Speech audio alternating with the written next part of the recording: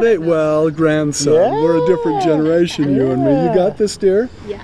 Okay, now tell me your full name. My name's James Geyer. James Geyer. James, sir. I'm Scott Baird. Nice to meet you. I've just told James that we're on a bicycle trek across America collecting stories, and we wanted to collect his. That is awesome. James is a man of faith. We're standing in front of a cathedral, I assume. Yes, this is San Albino Church right here. Yes. Tell me about it, and tell me about your faith. Yeah, this is a very historic Catholic church. This is not the church we actually attend, but we live across town. But actually, I grew up in the Church of Christ.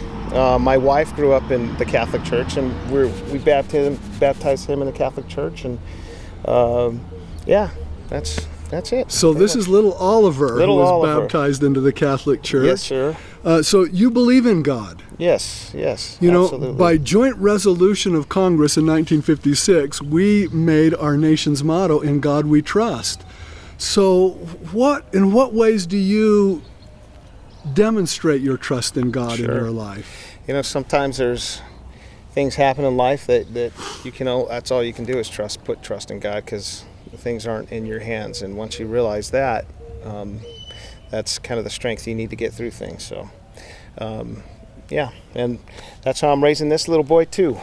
Oh, James, wonderful. So, in terms of your personal religious behaviors that demonstrate trust, you attend services, you're a prayerful man. Yes. Tell us about prayer and connecting with God.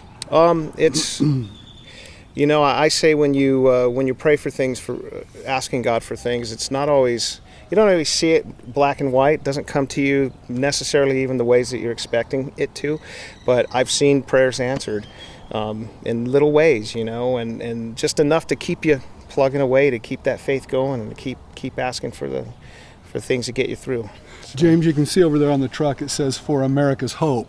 That's what we think is the key. America is the greatest nation on earth. Yes, sir. Made so by the goodness of her people, just like James and you little guys. Oliver. And we're just grateful to be able to capture your story, and your story of faith and trust and belief in God. Thank you. That's what makes our country great. I was watching a television program last night that said, people who profess belief in God are viewed as kooks.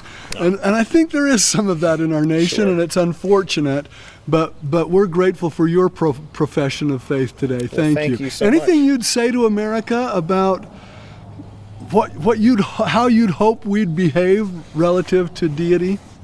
I would say go back to the basics and try to focus more on experience than things, and I think when you do that, it kind of brings you closer to God. Instead of always going after that next big thing, try to bring it back a bit and focus on what's important in life, and that'll bring you closer to God, I think.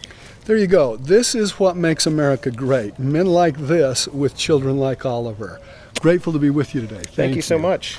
Take care. Now, if we post this on a blog, you're okay with That's that? okay, if it turns into a TV documentary, That's fine. you would be Yeah, okay? that's absolutely cool. Awesome. Thank you.